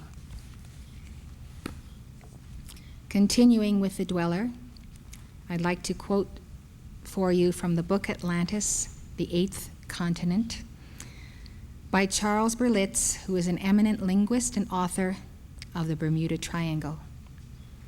This is what he writes of Atlantis, and you can read in your books, starting with chapter 2 and extending through chapter 4, myriad descriptions of Atlantis. The people at our bookstore tell me that they have scoured the country and they have coming here every last copy of A Dweller on Two Planets that is now in existence. It's out of print, and so this amounts to under 400 copies. I would like you to share your books, therefore, for this course, and we hope that all of them will have arrived by Monday. So I hope you will lend your book to others, and because I cannot read all of this material to you, that is not the object of the course. I'm reading you the portions of the book that have to do with the teaching we want to learn for our path. The descriptions of Atlantis in the book are the very things that Mark was talking about in his lecture that enabled him to tune in to his past experiences there. So I know you will all want to read this. So from Charles Berlitz, this is what he has to say. For the past 2,500 years, a percentage of the world's people have believed that there once existed in the middle of the Atlantic Ocean, roughly between Spain, Africa, and the Americas, an island continent now sunk below the ocean. On this great island lived a civilized and ambitious population. There were great cities, splendid palaces, golden-roofed temples, an intricate canal system that provided irrigation for the fertile fields, and crowded harbors from which trading fleets and armies carried its commerce and culture to islands in other parts of the ocean, and the shores of Europe, America, and the Mediterranean basin and beyond. As this civilization reached its apogee, it suddenly ended in flood, earthquake, and the flames of volcanic explosions. It vanished from history and is remembered only by legends told and retold through successive generations by the descendants of those who escaped the disaster. The name of this island empire was Atlantis. Plato, who wrote the most detailed surviving description of Atlantis that has come down from antiquity, was insistent in locating Atlantis not in the Mediterranean but far out in the Atlantic, beyond the Pillars of Hercules. This is Gibraltar on the southern coast of Spain and Mount Atlas on the northern shore of Africa. Those are the Pillars of Hercules. Plato specified that the island was larger than Libya and Asia put together, and was the way to other islands, and from these islands you might pass through the whole of the opposite continent which surrounds the true ocean. For this sea, the Mediterranean, which is within the Straits of Hercules, is only a harbor, having a narrow entrance, the Straits of Gibraltar, but that other is a real sea, and the surrounding land may be most truly called a continent. We owe the name Atlantis to the Greco-Roman world, whose writers were familiar with the idea and location of the lost continent. The tribes of northwestern Africa near the Atlantic coast were even referred to by ancient writers as Atalantes or Atarantes, and Atlantioi by classical writers as remnants of Atlantean colonists or colonial populations. The Berber tribes of North Africa retain their own legends of Attala, a warlike kingdom off the Africa coast, with rich mines of gold, silver, and tin, which sent not only these metals but conquering armies to Africa. Attala is now under the ocean, but according to prophecy will one day reappear. The ancient Gauls, as well as the Irish, Welsh, and British Celts, believed that their ancestors came from a continent that sank into the Western Sea, the latter two naming this lost paradise Avalon. You remember that is where they, at least the poet wrote that Arthur was returning to when he died, to Avalon. The Basques, a racial and linguistic island in southwestern France and northern Spain, believe they are the descendants of Atlantis, which they call Atlantica. It is current belief among the Portuguese that Atlantis, Atlantida, once existed near Portugal, and that parts of it, the Azores Islands, are still pushing up their peaks from under the sea. The Iberian peoples of southern Spain trace a direct kinship to Atlantis and are increasingly aware that Spain still owns what may have been a part of the Atlantean Empire, the Canary Islands. Here, curiously, the name Atalia is still current as a place name, and the original inhabitants, when discovered, claimed to be the only survivors of a worldwide disaster. The Vikings believed that Atli was a wondrous land in the west, and it was there also that the Teutonic races placed Valhalla, a mystic land of self-renewing fighting, drinking, and feasting. Phoenician and Carthaginian seafarers were reportedly familiar with a thriving western island that they called Antilla, but tended to keep secret their knowledge for reasons of commerce and colonization. There are surprising references to the ancient classics, in the ancient classics of India, the Puranas, the Mahabharata, to Atala, the White Island, a continent located in the Western Ocean, half a world away from India. The approximate location given to Atala in the Western Ocean, when converted according to ancient Hindu divisions of the world, was, according to latitude, on a horizontal line running through the Canary Islands and the Bahamas. This line also passes through the site of the legendary Atlantis. Berlitz continues. In these same and other texts, the word Atlantica is used in relation to a final catastrophic destruction. When the Spanish conquerors of Central and South America reached Mexico, they learned that the Aztecs believed they originally came from Aztlan, an island in what was to them the Eastern Ocean. The word Aztec may be derived from Aztlan, a concept that the Spaniards were prepared to accept, since many of them believed that the inhabitants of the New World might be descendants of Atlantis, and for this very reason were logical candidates for the rule of Spain through ancient Spain's former close Atlantean connection. Indian tribes of North America also remember traditions that their ancestors came from an island in the Atlantic, often giving it a name resembling Atlantis. Early explorers in Wisconsin found a fortified village near Lake Michigan, which its inhabitants called Azatlan. All of these similar names for an island, continent, or lost homeland do not constitute a determining proof that it once existed. They do, however, strongly indicate that Atlantis was not a literary device of Plato. These legends are of great antiquity and come from widely separated parts of the world that were not in communication with one another within the time we count as history. According to the calculations of archaeologist James Churchward, Atlantis sank in cataclysm in what we call the Flood of Noah, approximately 11,600 years ago. At one point in the book on Phylos, it is stated that the Flood of Noah was a previous cataclysm that took place on Atlantis and not the last that caused its sinking. I have checked this, and Morya says that is one of the minor errors in the book, that the final sinking of Atlantis was the Flood of Noah, the Noachian deluge, and it was Noah himself who built the ark and so forth.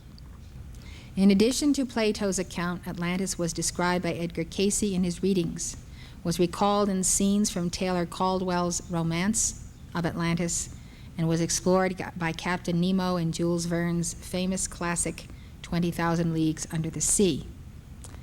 Caldwell's Romance of Atlantis was written when she was a child, and it has accuracy in it concerning Atlantis.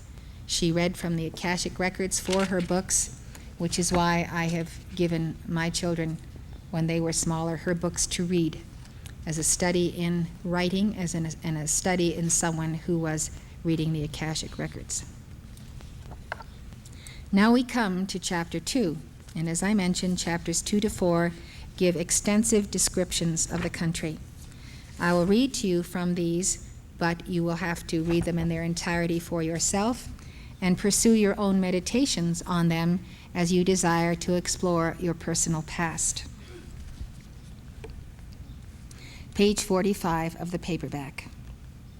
Poseid was no longer known in the earth when history's first pages were chronicled by the earliest historian using papyrus, nay, nor even yet earlier when the sculptors of the obelisks of Egypt and the rock inscribers of the temples cut pictorial histories in enduring granite. No longer known was Poseid, for it is today approaching 9,000 years since the waters of the ocean engulfed our fair land and left no sign, not even so much as was left of those two cities hidden away beneath lava and ashes, and for 16 centuries of the Christian era thought never to have never to have existed. Excavators dug away the scoriae from Pompeii, but from Kai-Fu no man can turn aside the floods of the Atlantic and reveal what no more exists. For were every day a century, it were even so nearly 3 months of such lengthy days, since the dread fiat of God went forth unto the waters. Cover the land, so that the all-beholding sun shall see it no more in all his course. And it was so. Page 47. Now the chapters 2 to 4 describe the ministerial and monarchical palaces in Kai-Fu, the capital city, the landscape, the buildings of Kai-Fu, and Atlantean technology and government. We drew our electrical energies partly from the waves beating the ocean shores, more largely from the rise and fall of the tides, from mountain torrents and from chemicals, but chiefly from what might aptly be termed the night side of nature. High-grade explosives were known to us, but our employment of them was of a much wider range than thine. If thou couldst cause these substances to gradually yield up their vast imprisoned force without fear of an explosion, thinkest thou that thy machinery would long be propelled by clumsy, because ponderous, steam or electric engines? If a great steamship could dispense with its coal bins and boilers and instead have dynamite in an absolutely safe compound form yielding from what a man could carry in a handbag, force sufficient to drive the ship from England to America, or to send a train 6,000 miles, how long wouldst thou see steam engineering? Yet this was a power, and a least valued one at that, which we, possibly you, certainly I, knew in the Atlantean life. It will be again with thee, because our race is coming again from Devakan to earth. Devakan is a place which is greatly described in the book, where the soul goes to fulfill its wishes, fulfill its concept of life, and prepare for the next embodiment. Depending on how high-minded the soul is and how advanced his desires for service or activity might be, Devakan could take place anywhere from the astral plane to the lower etheric. We'll take that up when we get to it. I'm reading from this chapter now, page 51. The government pursued the paternalistic principle so systematically as to have vested in itself the ownership of all the land, all methods of public transit and communication, all manufactories. In a word, all property. The system was a most beneficent one, which no Poseid wanted to see disused or supplemented by any other. No political harmony exists in this modern time of the world like that which sprung from this paternalism on the part of our elected officials. Governmental paternalism is a thing regarded with jealousy and semi-alarm by modern republics, but it is today a different quality from what it was then. Ours was a paternalism closely watched and duly checked by the suffragists of the nation, and its life was essentially exponent of true socialistic principles. I think what is trying to be said here of the true principles of a community based on the sharing of what is there. The broad principle of equity between employer and employee governed in Poseid. It mattered not what a person did for another person, but the whole equation hinged on this question: was some service performed by one person for another? If so, the fact that the service was or was not accomplished by physical labor counted for nothing. It might be equally a service deserving compensation, whether it was a physical or a purely intellectual service. I'm on page 58 now. On every side of me, when I came from my mountain home to my metropolitan abode, I found inexplicable wonders, but natural dignity saved me from appearing ignorant. Little by little was I to acquire familiarity with my environment, and thereby gain a knowledge of the things which have been referred to since I first mentioned the exchange of country life for urban surroundings. As you know, he comes down the mountain and he moves to Kai-Ful with his mother.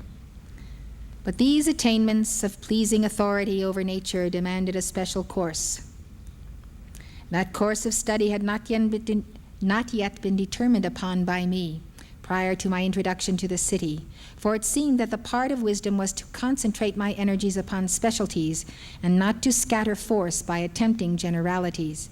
To this end, I determined to live for a more or less extended period without seeking admission to the Zioquithlon, the College of Scientists, and resolved to devote the interim to observation. I had been an extensive reader of books which I obtained from the public library in the district where my mountain home had been. From these I had gained no inconsiderable understanding of social polity. The fact that there were but 91 elected offices in the gift of the people, while there were almost 300 millions of Poseidon and Atoll and her colonies, and according to a late census which I had seen, nearly 38 millions of electors held first-degree diplomas, thus entitling them to hold elective offices, disposed me to think it extremely improbable that such a high preferment would ever fall to my lot.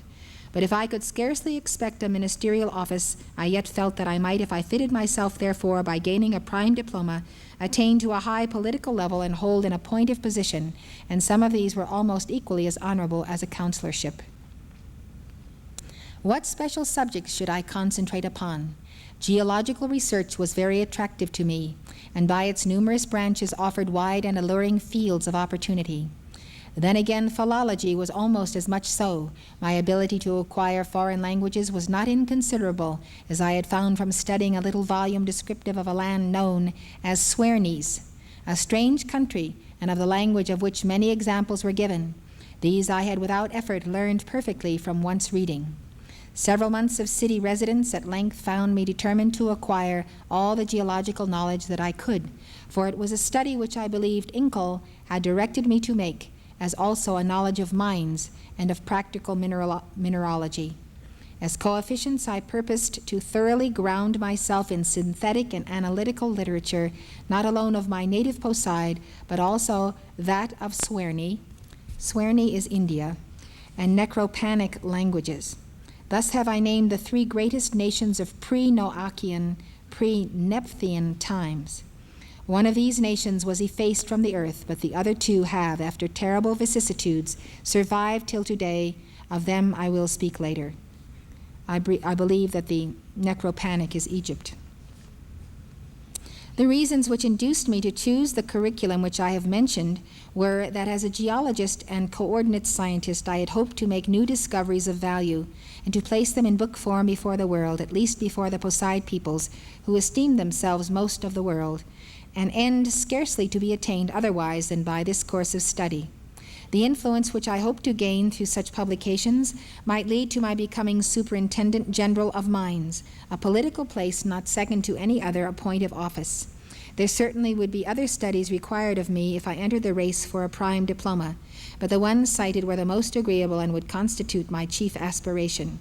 As an aside, I may remark that those studies then selected and afterwards mastered led my nature to assume a bent which resulted not many years ago in my becoming a mine owner in the state of California, and a successful one too. It so much more firmly fixed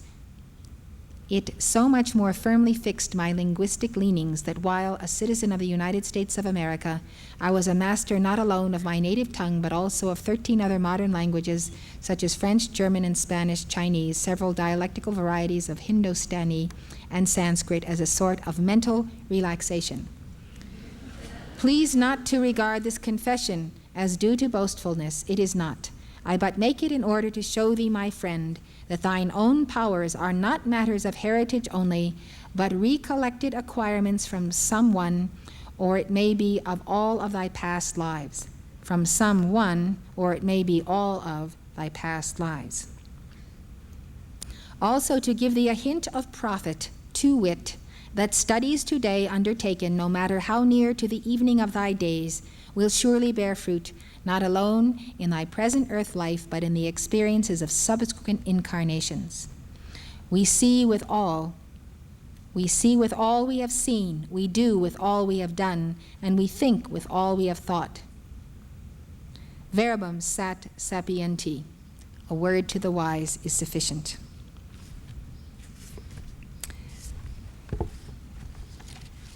This ends chapter 3, and we come to chapter 4.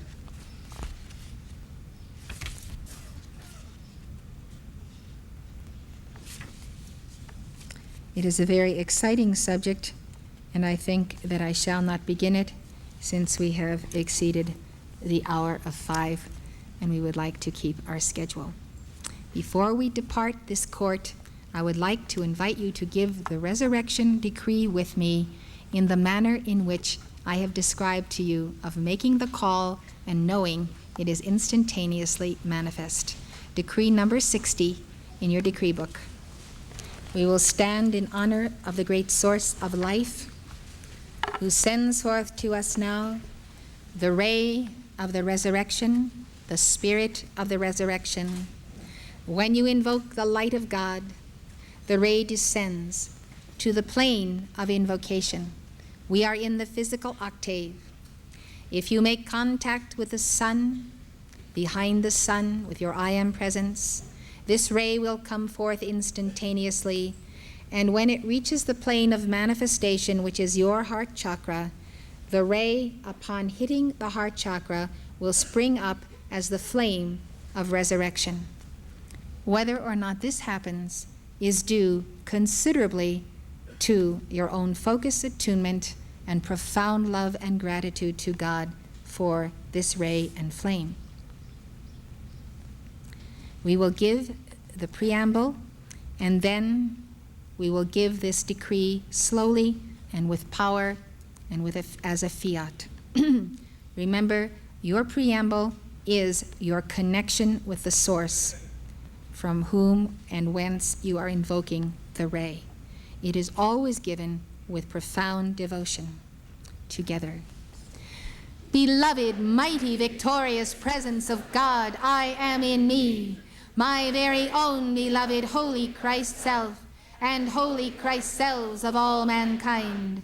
By and through the magnetic power of the immortal, victorious threefold flame of love, wisdom, and power, anchored within my heart, I am invoking the flame of resurrection from the heart of God in the great central sun, from beloved Alpha and Omega, beloved Jesus the Christ, beloved Mother Mary, beloved Archangel Gabriel and Uriel, the angels of the Resurrection Temple, beloved Lanello, the entire spirit of the Great White Brotherhood and the World Mother, elemental life, fire, air, water, and earth.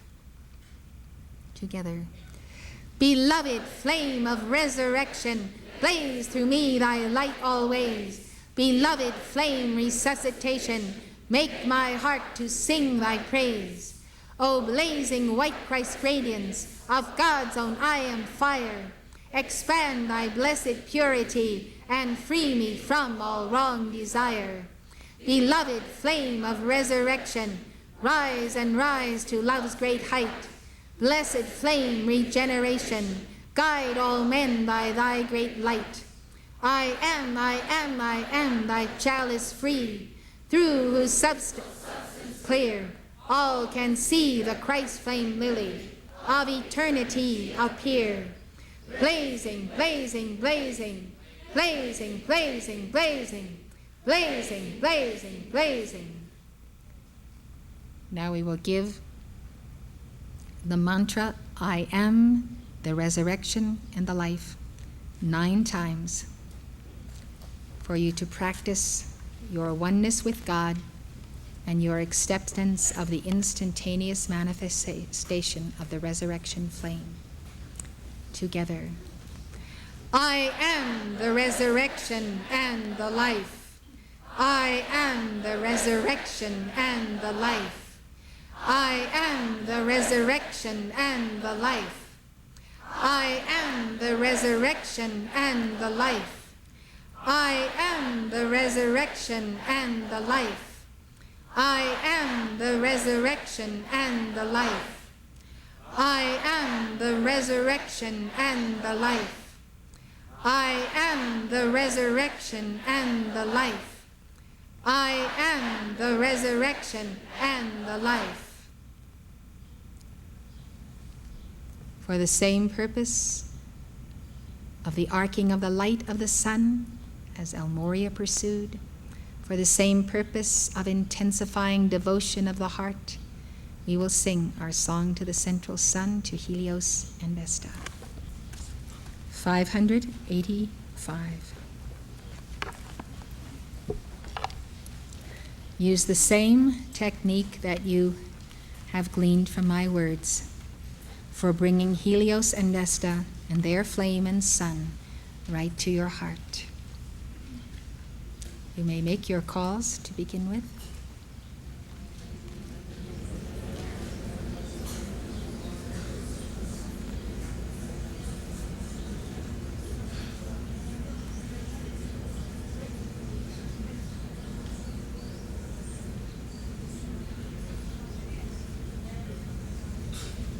Ready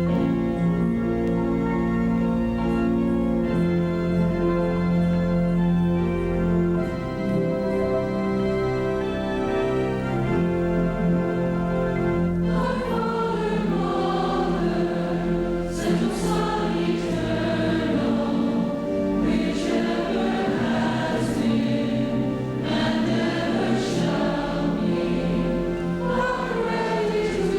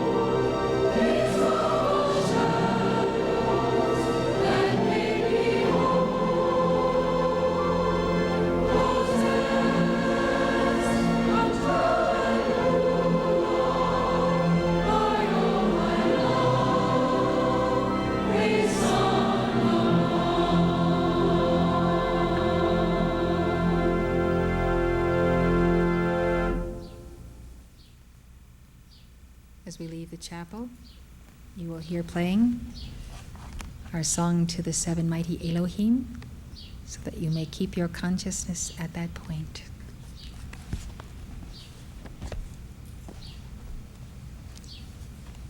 I will give us our benediction.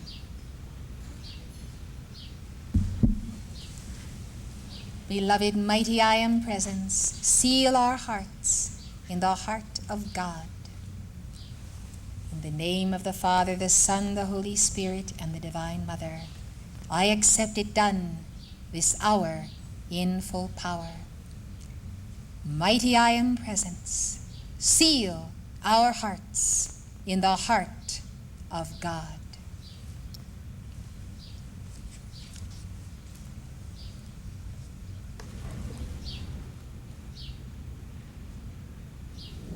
Your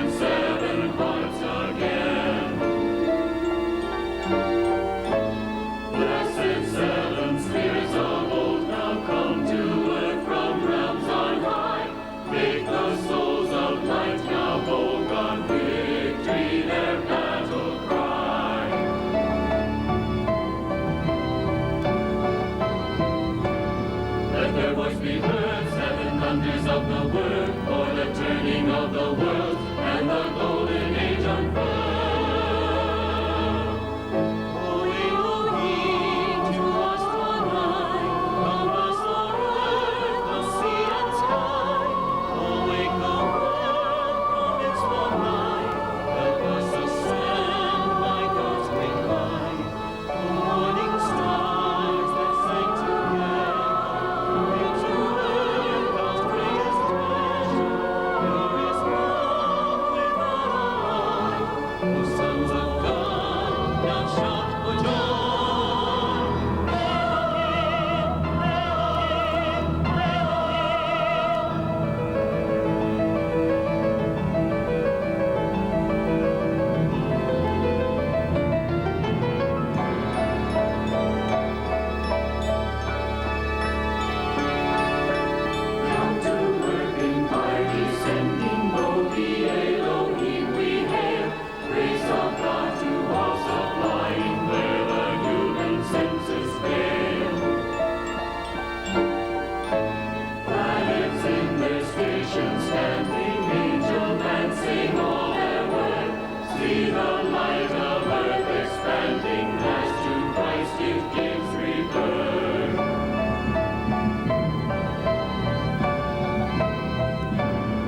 Let their voice be heard, seven thunders of the word, for the turning of the world and the golden age unfurled. O Elohim, to us draw nigh, come bless our earth, the sea and sky. Awake the world from its long night, help us ascend by God's great light.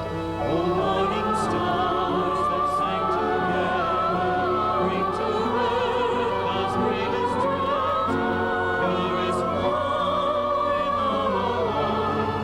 O sons of God, now shout for joy.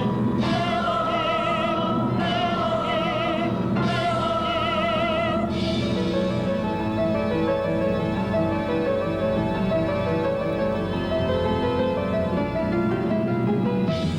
Let their voice be heard, seven thunders of the word, for the turning of the world and the golden age unfurled. For the hour of fulfillment is come, when the world may hear